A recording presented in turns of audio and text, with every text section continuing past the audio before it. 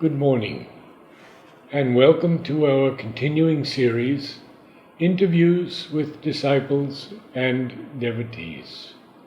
Today, I'm happy to say that our beloved Madhusudan has agreed to a second interview. Namaste. Namaste, Narada. You're going to tell us about how you actually meet with people. You were going to tell us about the occult forces that are at work. So please continue. It's truly amazing. People get to know me somehow through, I guess, I call it a magical connection or divine connection, because I don't do any publicity. Yes, I'm on internet, but I didn't put anything on internet myself. Never. I don't even know how to use this particular system efficiently, excepting for booking my flights. That's all I know what I can do on internet very well. But everything else is redundant for me. But people who know me, my students, my patients, have written or put things on internet. And so people get to know about me through word of mouth or through contacts. And mostly through people who have been helped. So people call me from all over the world, and from Germany and Italy and so on. I have a small practice in Italy, and I have a small practice in Dresden, Germany. In the sense I call it practice, where people can meet with me and where I can advise them and give them, I can assist them. So let me tell you how then it works, how it comes. I'll give you a very specific example how energy works and how I apply it, how I use it, so that it's more concrete than just words saying, use the Mother's grace or Mother's consciousness or Aurobindo's consciousness. But how do we apply it? What do we do? And it's not very complicated. We will see. So people get to know me, they come to me and I ask them, I never ask them straight away what their problem is. I ask them, come in, what's your name? Let me know a little about you, and then ask them, what is it that I can do for them? Almost every time it's somebody who has come to me through recommendation of somebody else, either a doctor or a family member or a friend, and even places from far away have written to people, or people have seen on internet something about me. By the way, the interviews Nara did with me a few years ago, and they are on internet. I guess they are on internet. Yes, they're all on the internet. On our website, Mother and Sri Aurobindo, one word, .in, or on my YouTube site, Richard Eggenberger. You can access them just by typing in Madhusudan's name. Fantastic. And so people have seen those videos, and they said, look, we have seen it, and we feel that you are the doctor that can help us. And that's amazing. When somebody comes from far away place, who has never seen me, who has never known me personally, says, I saw this on internet, and I'm convinced that if there is a doctor on earth who can help me, it's you. And these are the real words, and at times even more. To the point, which is very embarrassing, is when patients who have been cured or who are being helped say to us, Madhusudan, you're God. And I said, for heaven's sake, don't give me that responsibility. I like to joke. I like to really laugh. And I tell him, for heaven's sake, not me. You don't know me. You don't make me a God. There is a God. If there is, for you to find. I am Madhusudan. But no, but then you're a saint. You do. I said, perhaps I'm doing the divine's work, what the divine wants, what God wants. But I have nothing. I'm not in person with him. I'm not him in person. And this is very true. I don't want to be a master. What a boring thing. It's enough to be master over myself, and I've not yet reached that point where I can say I'm 100% master over myself. So I don't think so. I want to be master to anybody else. I help people to become master over themselves. So people come to me with this particular introduction that they have known me through someone or somebody or some channel, and then they tell me the problem. For instance, very recently, it's only about 6, maximum 7 or 8 weeks ago, a lady in Italy, 64 years, came to me, but her appointment was made by a friend of hers who knows me, who is a patient of mine, who was helped, and who said to her, look, this person is the right person for you. You have to go and see Dr. Madhusudan Patel. So this friend of hers called me saying, look, I want to bring this patient to you, and it's very important that you see her because she has been suffering since her childhood. So this lady comes, she's 64 years old, she's all bent over, she's shaking, and look at my face. It's terrible when a person shakes like that and looks like that. 64 years old, all bent over, and she sits down in the chair, and I don't use normal chairs, it's a fauteuil, an easy chair where the person can even lean back. Mm-hmm. And I sit on a normal chair. I said, sit down, and she sits down, and she says, doctor, forgive me that I'm shaking, but I'm suffering from Parkinson for the last 5 years. And I look at her, and I said, hey, you don't have Parkinson. She says, yes, no, I even take medication for Parkinson, but today it's very strong. I said, don't worry, sit down. And I calmed her down. I talked to her very often of very simple things to make her feel at ease. Don't go into medical stuff and all that. And more I talked to her, the calmer she became. Now, what was I doing while I was talking? I was not only talking. I was totally in a state of trance inwardly. And nobody knows this. This is the first time I'm talking about it. It sounds crazy. Yeah. But it's a state of trance. But you don't see me differently. I'm the same joking, simple person who is at ease with himself and the world. Lighthearted. Lighthearted, that's true, exactly. Lighthearted person. But I'm in this particular state because you don't have to show that state on you, that you're like Buddha or like the Dalai Lama. And you see the person calming down.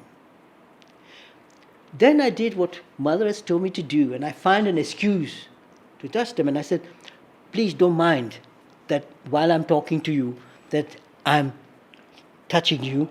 And she says, no problem. Because I said, I'm taking back frequencies from you. I'm just feeling you. And it's not just for touching you physically, but it's for really getting in contact with your energy and with you and my energy. And so while I'm talking, you don't mind if I... No. And you can see this lady stopping tremolo. And then I do a particular session, what they call energy session. I don't know who invented that word, energy session. I think one of my assistants or somebody. Where I basically touch the patient here, of course here, when I do that, here, there, at the base of the skull. Then I touch them here, just on top of the tail. I also put my hand for male patients on their sternum, solar plexus, where the ribs and I don't know how you call solar plexus in English. Oh my goodness. I speak 8 languages and none of them perfectly. I do that for women, evidently because I don't want them to feel embarrassed and so on. So even when I touch, it's very light. My touch are very, very light and not heavy. I don't put my hand on the sternum, but I put my hand very lightly over the abdomen and the lower abdomen. And then these 2 points, I don't know if you can see here, where your Achilles tendon is there. And what they are in a stretch position because this chair, the seat in which they can lean back, it goes back. So they're stretched out. Their legs are on a stool, special stool. Mm-hmm. And I ask them to close their eyes and breathe deeply. And I have selected a specific music.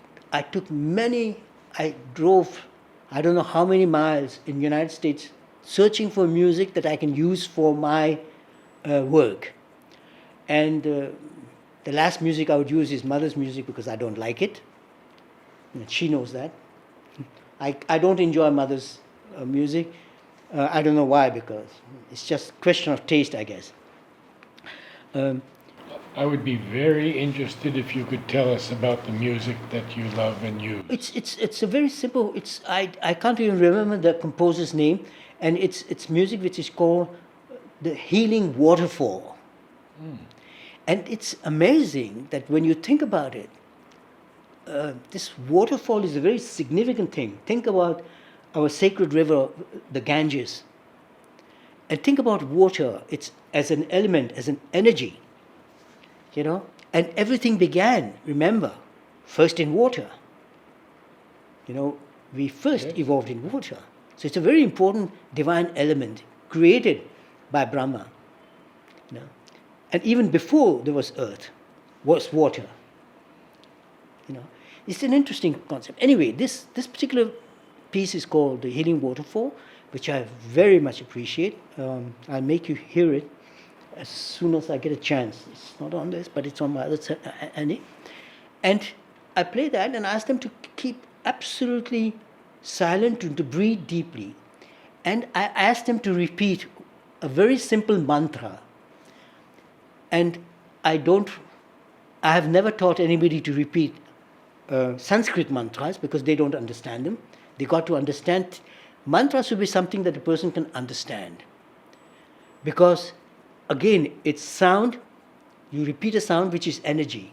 Yes. When you say Om Namo Shiva, it's energy. I asked them to repeat in the head, not loudly. I feel so good. I feel so well within myself. I feel so secure within myself. This is the most wonderful place on earth within me because I live in this body. And this is my first attempt to make them become conscious of their being. They as a being and they not as a body. How can I be in my body? How my body can be in my body? But when I say I am in my body, that means I as a being live in this body. My first step to making them conscious to this divine energy, the soul, the divine in us, this consciousness that I am. And I am, not physically, because I'm saying I am in me. The most wonderful, peaceful place on earth is in this body in which I live, which is totally healthy, and every cell is in harmony with each other. And I'm one single luminous being living in this luminous body. And they really calm down. Long ago when I was in the States and so on, we had done an experiment that before they come, we take blood sample. If I take blood sample, we can do that anytime here or anywhere else. Take a blood sample of a person who just comes, and then we go through a little session, and then we take again a blood sample, and we see the difference in the blood quality, the level of the value of the immune system, for instance, how much adrenaline there is in their body, and so on. And there are fantastic things in medicine that we can control and see and that we can use. Remind me to talk to you about some of the hormones that we can create in our body that help you even more than hard spiritual discipline of meditating for hours. We'll talk about it perhaps a little later. But let me tell you what happens with this particular lady that she came. Her name is Marianne, nobody knows her, so I can say it. We'll call her Marianne. And so she's there, and I can see already asking her to say, I feel well and so on. I can see that her tremors are stopping. I did what I just said. I touched during this music session. And then finally, I also put my thumb here and my arm. Let me show you. It's crazy, but it's interesting. For the first time, I end my session by putting my thumb there and holding my arm there. And I'm totally within myself. And now I'm one with the Brahmanic consciousness.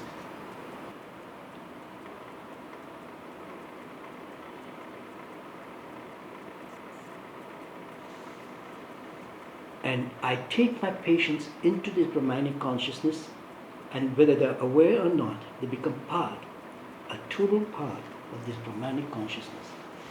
And when I finish, I also then end always by doing that and that, and I'm not doing it. This is again the Divine Mother, the way she blessed me, the way she treated me, Show the me way how she you taught did me. it again because we didn't get it on. Now you can do it seated.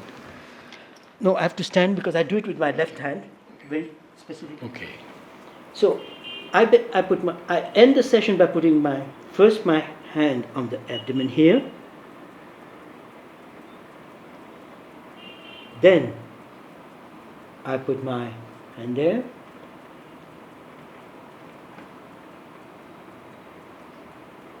Then I put my hand here.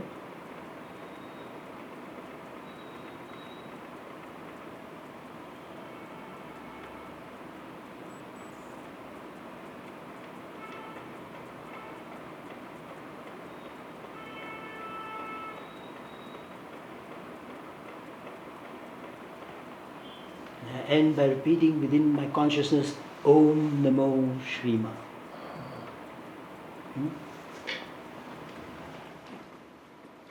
And when I completed this woman was not shaking at all. Her jaws that were, shaking because there's the symptoms of Parkinson that make you shake. And she says, goodness, I have never felt so good in my life. I'm 64. I have suffered from as far back as I can remember from my childhood. And this woman comes from a very wealthy family, the only child. No, she was not the only child. She had a brother and her father died when she was 10 years old. These people are extremely wealthy. She had suffered, she told me, just listen to this. She had spent more than 4 years in a psychiatric clinic. She had attempted suicide. She was a heroin addict for several years. She had gone through all sorts of drugs. She had gone through all sorts of treatments. She had tried to commit suicide because she was so unhappy. And now she says to me, I can't believe this. I feel so good. I feel as if I'm reborn. And that's fine. And she was not shaking anymore. There's a little tremor in her hands, but that terrible shaking and everything. And then she goes, her driver was waiting, and I saw how difficult it was for her to get into. Oh yeah, she also has very severe problems with the lumbar part, her back, her lower back, and there's arthros there, and she has a lot of other problems too. Intestinal problems because she takes tablets. 2 hands are not enough to fill the tablets. Can you imagine today's medicine? Eating tablets, handful. I can't believe this. It is out of this mind. And I said, my goodness, if I ever meet your doctor, the first thing I'll do is give him a slap, and the next thing I'll do is remove his license to practice. I said, you can't do that. He's 70 years old. I said, I can see he's 70 years old. His knowledge is absolutely antique. And when you take those tablets, all these tablets for various illnesses or various purposes, they act against each other, but most of all, they destroy your digestive system. And so many other side effects. This woman can't sleep at night. She has great problems sleeping. And then she's so exhausted that she falls asleep. And at night, she's tormented. She has fear. She's full of anxiety. And she's wealthy. She's not married. She never got married. She has a brother who's very kind, her younger brother, 4 years old, who looks after her. 2 days, I left the very same day for Germany. This was in Italy. 2 days later, I receive a call in Germany. It's her friend who had brought her to me, or sent to me. Says, listen, I'm with Marianne, and she wants to talk to you. We have some very good news. So I said, I'm glad. What are the good news? And she says, doctor, you are right. My treating doctors, my specialists, have said that I don't have Parkinson and that I can get off Parkinson medication. And I believe it or not, I'm not shaking, I'm not, you were right, you told me the truth. I said, I did what I had to do, it is your truth, it is your fact, it's your body. And so if you're not sick, you're not sick. Regardless of what I say, regardless of what your doctors say, you have to know what you are. And this woman is so grateful. She calls me every single day to give me the news, how she's doing. She says, just to hear your voice changes my whole state of being. Hey, I'm just a clown. I'm here to shoot the breeze, as the Americans say, to have fun. Yes. My friend the Dalai Lama also said like me in my book, the only meaning in life is to be happy. And I don't think Mother told me anything else but that, my child, be happy. Because if you're happy, your physical health is perfect, optimal, your emotional health is optimum, economical health is optimal, and optimum health, economical health doesn't mean you have to be a millionaire. For me, economical health is when you have a roof over your head, food on your plate, you're not naked, and you're not bare feet. And that's economical health. And that's at the third point, because it's what keeps you alive, is food and clothing and shelter. And then your spiritual health. And no, I put after economic health, social health, that you get along with humanity and nature. And very important, I mentioned nature, with birds and bees and flowers and ants and scorpions and snakes. They're all creation of the divine. And then, very important, spiritual health. And they asked me, what is spiritual health? I said, love.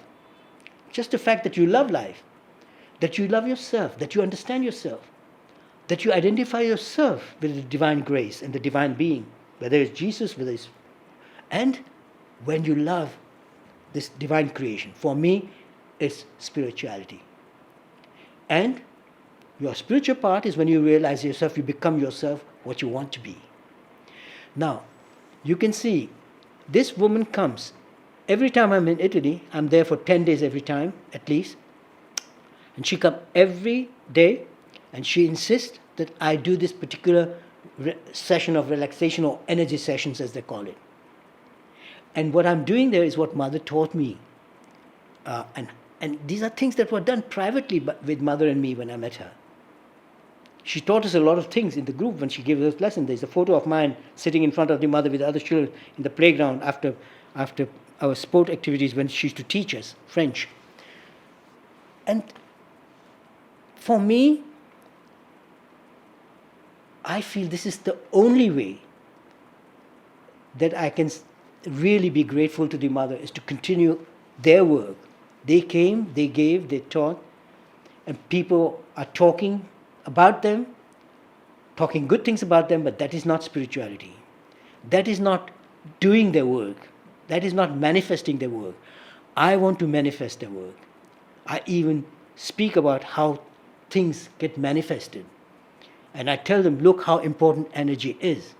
And if Narad permits, I would like to ask Narad questions to explain you something, to prove to you that everything begins with energy. And without it, nothing takes place. If I ask Narad, when did this chair or this fauteuil, I don't know what you call it in English,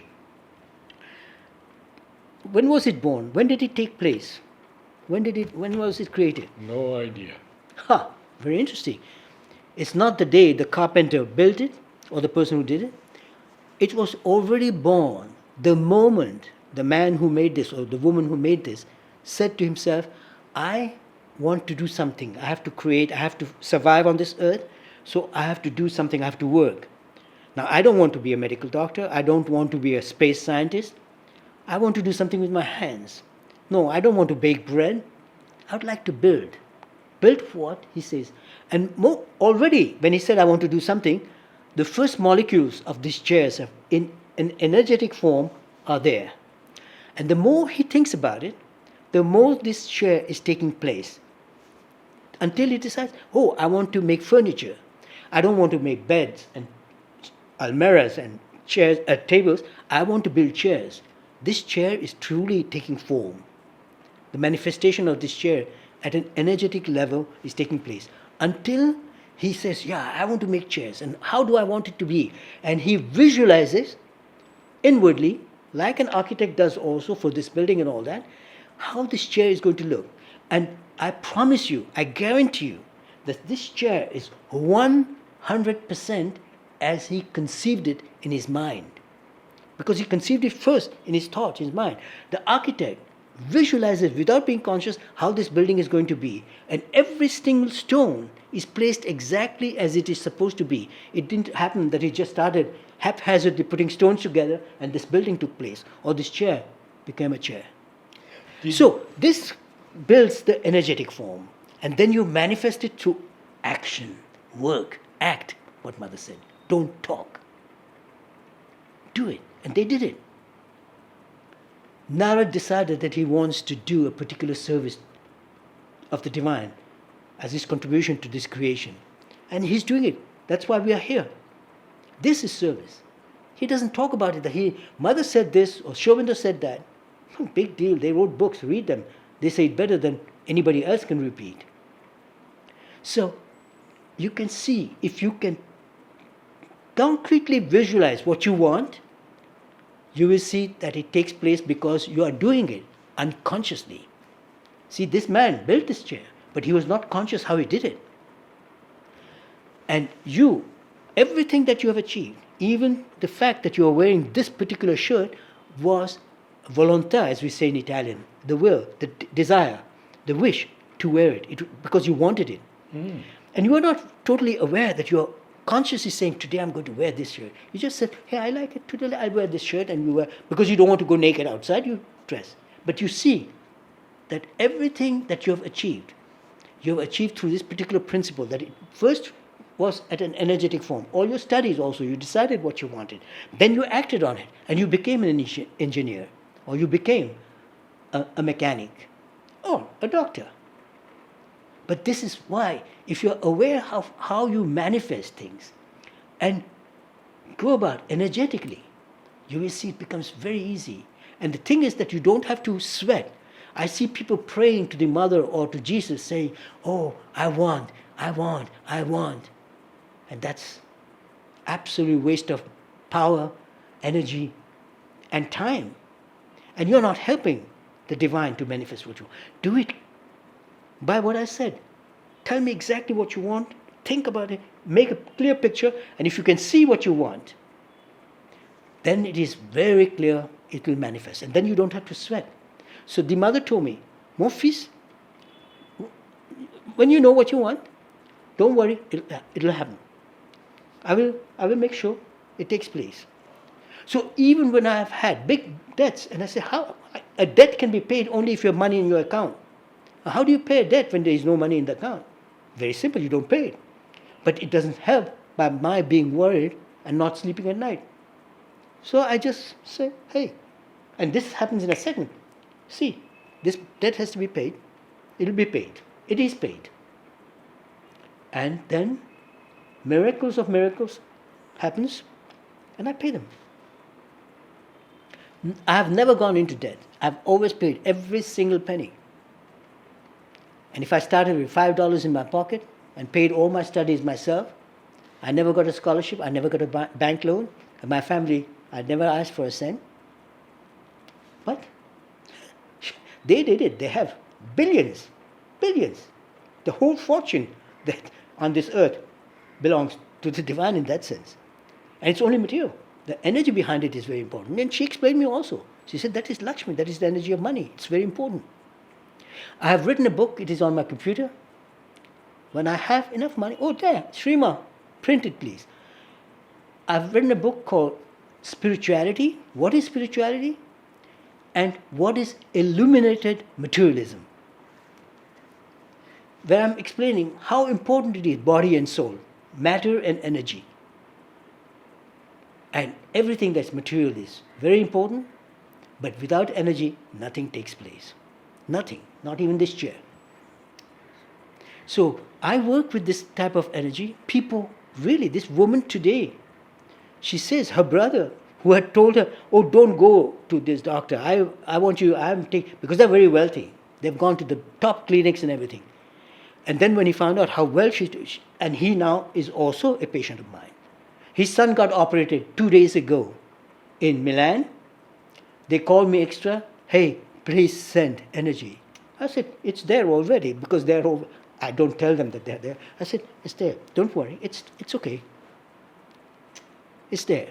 And believe me, this is how mother's work gets done, through one simple clown. I never was a serious student. I never wanted to be number one in my class. I was always naughty. I always studied at the last moment. But if you do the divine work, and you did, you have the best of times. You can own anything and everything and still not possess nothing. And this is the fun. I have everything. There's nothing missing in my life. I don't care for luxury, but we are living a very clean, decent life. Very interesting. There's nothing missing in my life. No, I do complain at times to her. Hey, I want you back here materially. And when I went to the Samadhi, when I arrived, I couldn't help but cry because I miss her physically. And I want to miss her physically. She taught us how important it is not to be attached. And I said, I don't give a damn. I want to be attached to you. And I'm attached emotionally to the mother. I want her physically. And I want Aurobindo physically. And I talk to him. And I let his wisdom and his knowledge guide me. And I let the mother's grace make me act and do what I have to do to live on this earth.